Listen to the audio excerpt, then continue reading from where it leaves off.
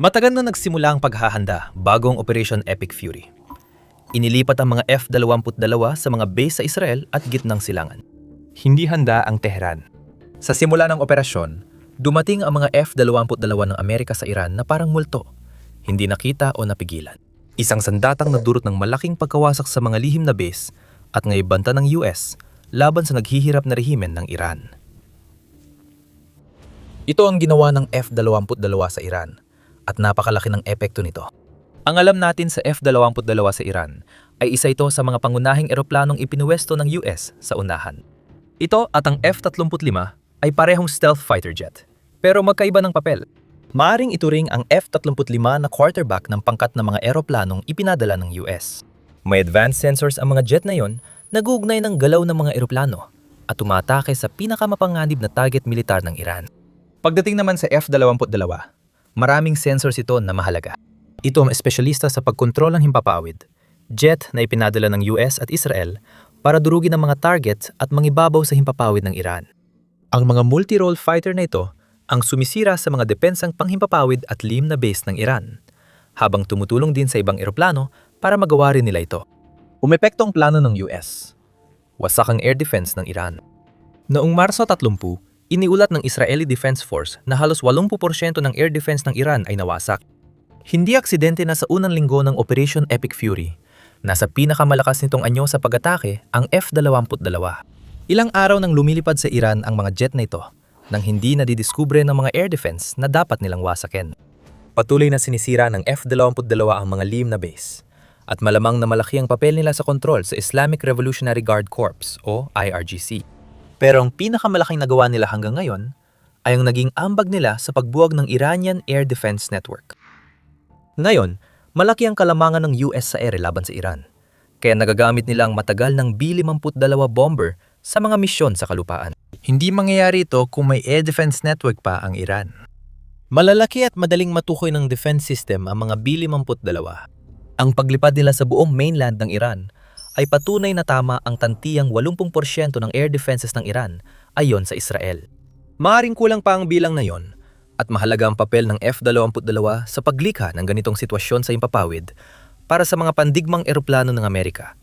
Pero hindi lang yon. Ngayon na ang mga non-stealth na plataporma ay lumilipad na sa himpapawid ng Iran. Ang mga F-22 ay lumipat na sa mas pansuportang papel na katulad ng ginampanan ng mga F-35 ng Amerika noong mas maaga sa Operation Epic Fury. Maaring hindi sila manatili sa papel na yon habang buhay. Ang sitwasyon sa Iran ay malapit nang lumalalampas sa nakita natin hanggang ngayon at tatalakay natin kung paano masasangkot ang mga F-22 doon sa lalong madaling panahon. Sa mayon, palihim na lumilipad ang F-22 sa himpapawid ng Iran para mangolekta ng datos ng intelligence, surveillance, at reconnaissance. Marami itong sensors, kaya nagagawa yon at ginagamit din ang datos ng iba, hindi lang ng F-22. Patuloy pa rin silang atake sa mga lihim na base ng Iran. Gayunpaman, ang datos na kinokolekta nila ay pinapadala rin sa mga mas lumang eroplano gaya ng F-16 at non-stealth na bomber ng US sa Iran. Isipin mo ang kahulugan nito para sa Iran at IRGC. Alam nito na may mga F-22 na nasa himpapawid, pero hindi nito alam kung nasaan. At kahit bago pa man mawala ang 80% ng kanilang air defenses at mga radar na nakakabit sa mga sistema ngayon, hindi pa rin nila ito matagpuan. Ngayon, ang F-22 ay kumukolekta ng datos sa mga target at ipinapasa ito sa ibang eroplano para makapag-atake, habang ang F-22 ay lumilipat sa ibang sektor para mga olekta pa ng datos. Ito ay isang patong-patong na paraan ng mga pag-ataking panhimpapawid na naging posible dahil mabilis nang nakuha ng US ang kahigitan sa himpapawid at ang F-22 ay ginagampanan ng papel nito marami pa nga sa kanila. Simula pa nung inilunsad ang Operation Epic Fury. Pinakamasaklap para sa rehimen ng Iran, wala silang magawa rito. Kaya magtago sa radar ang F-22 kahit kailan. Kaya nitong maglagi sa abot ng mga natitirang radar ng Iran nang hindi natutuklasan. Kaya nitong tukuyin ng mga radar na yon at umatake kung kinakailangan o kaya namang gamitin ng F-22 ang kakayahan nitong maging tago sa radar para hanapin ang mga ligtas na daanan sa himpapawid na meron sa airspace ng Iran. Ang kailangan lang gawin ng isa pang eroplano ay magtungo sa itinuturong lokasyon ng F-22 pagkatapos ay maglunsad ng mga sandatang inilulunsad mula sa ligtas na distansya para sirain ang mga target sa lahat ng panig ng sabay-sabay. Mahigit 11,000 target nang tinamaan ng US military sa Operation Epic Fury hanggang Marso 29 at posibleng tumaas pa ito kung lumala ang sitwasyon. Para naman sa IRGC, sila at ang kanilang mga leader ay nabubuhay sa tuloy-tuloy na takot at kawalang katiyakan habang may mga F-22 na lumilipad sa itaas. Ang fighter jet na ito ay isa sa pinakamapanganib na patunay ng teknolojikal na kalamangan ng US laban sa Iran. Sa IRGC, ang kalamangan iyon ay isa sa mga dahilan kaya napatay ang marami sa kanilang mahahalagang tao. Ilan sa kanila ay tampok sa Euronews. Ayon dito, hindi bababa sa 70 matataas na opisyal ng rehime ng Iran ang namatay hanggang Marso 21. Kasama rito si Ali Mohammed Naeni, tagapagsalita ng IRGC. Hindi man ang pagkakapatay sa kanya ang pinakamahalaga. Isa siya sa pangunahing kinatawan ng IRGC. Ang iba pang namatay ay mas mahalaga sa tugon na sinusubukang ilunsad ng IRGC laban sa US.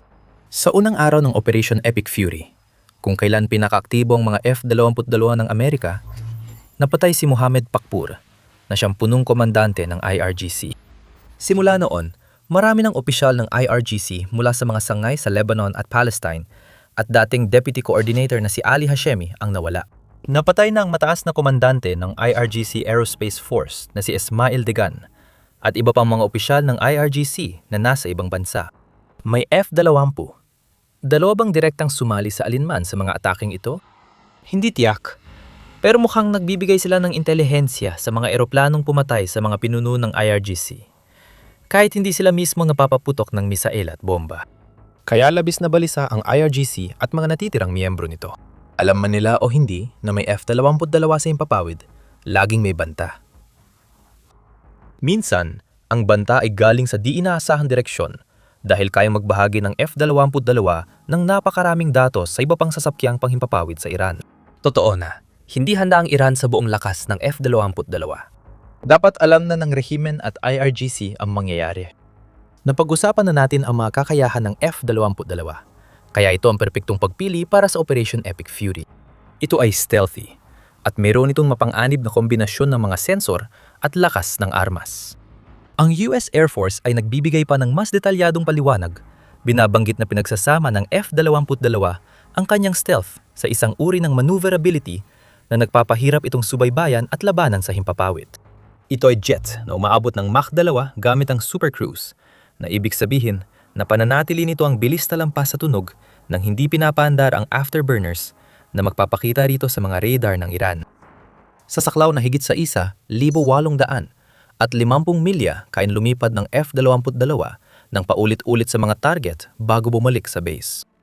At pagdating sa firepower, meron itong lahat ng kailangan para sirain ang kahit anong humarang sa daan nito kung sakaling hindi ito tumawag ng ibang eroplano para gawin ang trabaho. Ang F-22 ay may dalang M61A, 20M na kanyon, kumpleto sa 400 at 80 bala na kayang butasin ang mga target tulad ng mga drone at hindi matitibay na estruktura sa lupa. Kayang magdala ng dalawang AIM-SHAM infrared air-to-air missile ang internal side weapons bay. Hindi ito ganong kailangan laban sa Iran dahil hindi naman banta ang kanilang lumang Air Force, maliban sa mga drone. Maari ring ang AIM 100 at 20 para sa mas mapaminsalang air-to-air na armas. Sa target sa lupa, ang F-22 ay may dalang iba't ibang munisyon tulad ng GBU-30-B small diameter bomb. May timbang na 250 pounds. Sapat ang mga bombang ito para tamaan halos anumang target at maliit kaya kayang maglunsad ng F-22 ng maraming atake nang hindi nabubunyag ang stealth nito. Kung di gamit ng F-22 ang ganitong bomba, pwede rin itong lagyan ng GBU-32 JDAM na may bigat na 1,000 pounds bawat isa at kayang maghatid ng matinding lakas ng putok sa target kung kailangan. Pampublikong impormasyon lang ito. Halos isinisigaw na ng US Air Force sa Iran na paparating ang F-22 para sirain ang mga pasilidad militar ng IRGC. Hindi inasahan ng Iran ang laki ng pagkawasak. Sana ay nakita na nila ito kahit walang lahat ng detalye. Noong 2013, pinakita sa Iran ang bisa ng F-22 kung gagamitin ito sa kanilang teritoryo. Ipinapakita ng insidenteng ito kung bakit epektibo ang eroplanong ito. Gayunpaman, bago tayo magpatuloy, ikaw ay nanonood ng The Military Show. Kung hindi ka pa nakakapag-subscribe, na yun na ang tamang panahon para maging pinakabagong subscriber ng aming channel. Ano ang nangyari noong 2013? Noong taong yon, tinangkang harangin ng Iranian Su-25 na isa sa pinakamahusay na pang-ataking jet ng Air Force ng Iran, kahit relikya pa ito noong panahon ng Soviet, ang US MQ-1 Predator drone sa internasyonal na himpapawid. Hindi nagtagumpay ang jet ng Iran, ngunit naging dahilan nito para magpadala ng mensahe ang US sa Iran. Nagpadala sila ng mga F-22 bilang escort ng kanilang mga drone, kaya naging isa ito sa pinakanakakahiya sa kasaysayan ng himpapawid ng Iran. Sa insidente, ineskortan ng US F-22 na pinapalipad ni Teniente Colonel Kevin Satterfield ang mga Predator drone. Nag-alerto agad ang mga sensor ng stealth jet ni Satterfield sa paglapit ng dalawang Iranian F-4 Phantom. Magagaling ang mga fighter jet na ito noon. Pero, noong 2013, mas nararapat na silang ilagay sa museo kaysa gamitin pa sa pinagtatalunang himpapawid. Hindi nakita ng mga piloto ang F-22 ni Satterfield, kaya nakagawa siya ng isang manyobrang naging alamat. Habang nilalapitan ng F-4 ang American Predator drone, pinaandar ni Satterfield ang F-22 niya sa ilalim ng mga jet. Doon, sandaling naghintay siya bago itinaas ang F-22 malapit sa mga Iranian F-4 at nagbigay ng mahalagang mensahe. Dapat kayong umuwi. Nakinig ang mga piloto ng Iran, pero kung naging mapagmatyag ang IRGC, natutuhan na sana nito ang lahat ng kailangan nitong malaman tungkol sa mga F-22 na nasa himpapawid nito. Ang stealth fighter na Amerika ay teknikal na tagumpay na hindi kayang tapatan ng depensa ng Iran. Pinatunayan ng Operation Epic Fury ito. Libu-libong target, direkta o hindi, ang tinamaan ng jet na hindi kayang matukoy ng mga radar at sasakyang panghimpapawid ng Iran. Mula sa pagbibigay ng mapang-asar na babala sa internasyonal na himpapawid, umabot ng US sa pagbagsak ng mga bomba at pagpapakawala ng mga misil sa loob mismo ng Iran. At wala nang magawa ang IRGC, kundi ang ginawa ng mga piloto ng Iran 13 taon nang nakalipas. Tumakbo, magtago, at umasa na aalis din ang F-22. Namukutangi ang F-22 sa unang buwan ng Operation Epic Fury. Ano kaya ang susunod nitong hakbang? Nagiging seryoso ng sitwasyon ng mga F-22 sa Iran, na sa ngayon ay nagsasagawa o sumusuporta pa lamang sa mga operasyong panghimpapawid. Nawasak na ang mga target, wasak na ang mga lihim na base, at paulit-ulit nagawa ang stealth kill. Ngayon, narito na ang paglala ng sitwasyon. Habang tayo nag-uusap, mukhang naghahanda ang US para sa isang ground invasion sa isang bahagi ng Iran at malamang nagaganap ng mahalagang papel ang mga F-22.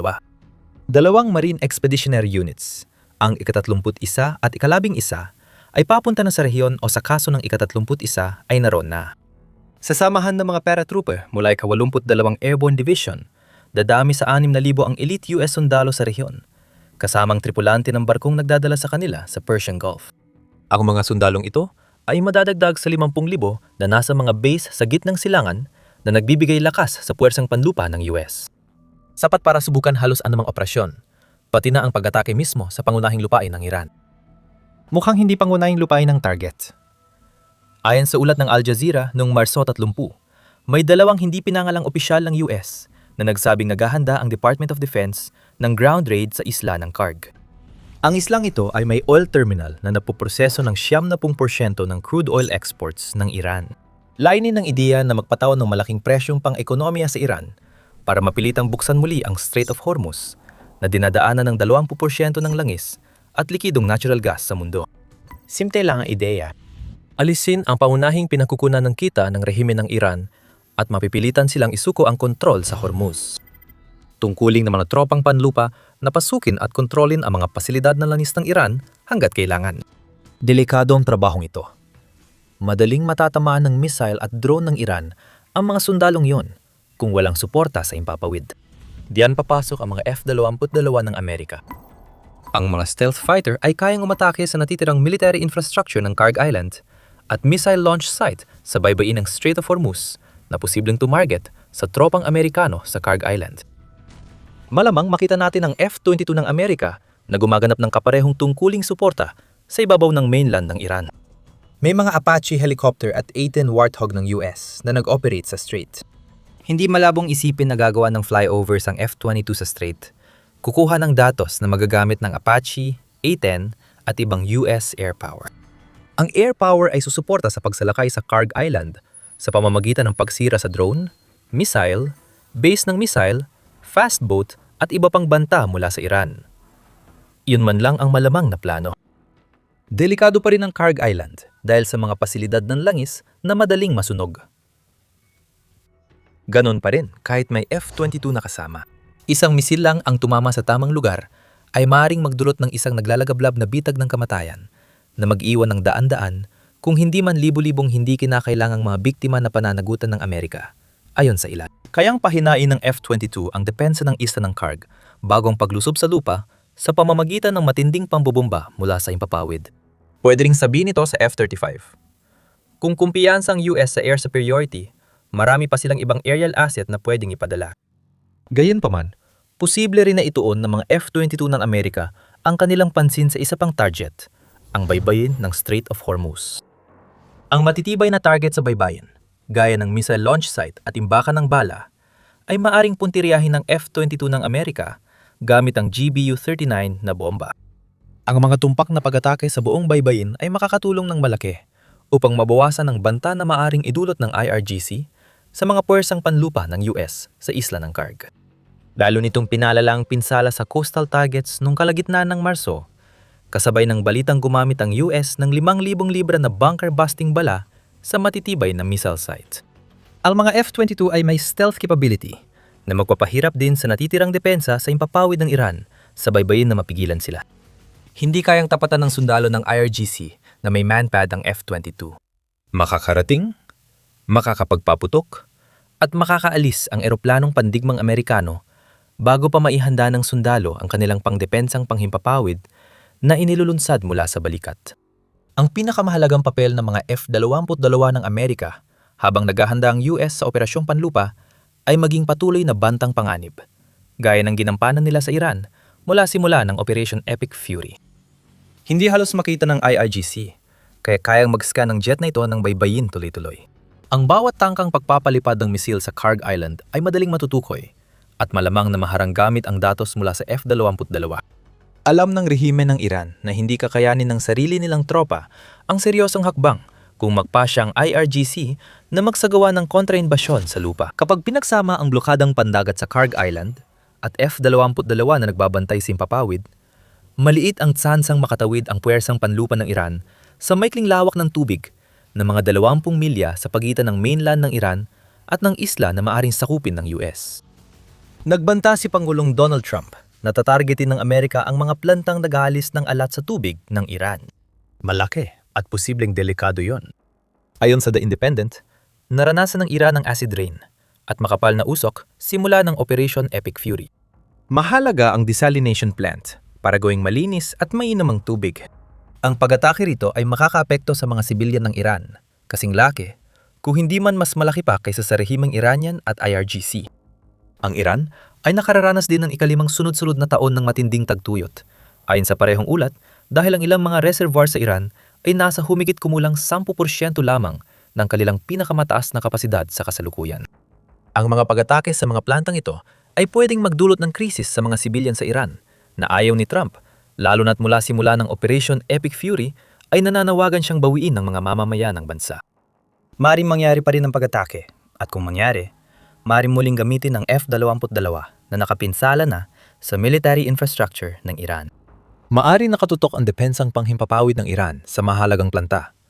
Pero di pa rin sila ligtas laban sa mga F-22 mahirap matukoy kung ituloy ni Trump ang banta. Maraming pwedeng magbago bago ito mangyari. Kung makuha at mapanatili ng US ang Kharg Island, baka hindi na kailangan ng pag-atake sa mga planta ng desalination. Magkakalamang pang ekonomiya ang US kontra Iran na maaring magbunsod ng muling pagbubukas ng Strait of Hormuz. Kahit anong piliin ng US na direksyon, malamang F-22 pa rin ang mauuna sa opensiba. Ginagawa na nila yan mula pa noong simula ng operasyon at magpapatuloy habang naghahanda ang US sa paglusob sa lupa. Habang pumapasok ang US sa bagong yugto ng Operation Epic Fury gamit ang F-22, nagsisimula ng gumanti ang mga kapitbahay ng Iran sa Gulpo. Matapos atakihin ng Iran gamit ang missile at drone, naghahanda silang gumanti na maaring magtulak sa Iran sa isang gipit na kalagayan habang pumapasok ang mga tropang panlupa ng Amerika. Panurin ang aming video para malaman kung paano malapit nang magbago ang balanse ng kapangyarihan sa Gulpo. At kung nagustuhan mo ang video na ito, siguraduhin mag-subscribe ka sa The Military Show para manatiling updated sa aming coverage ng Operation Epic Fury. At maraming salamat, gaya ng dati, sa panonood.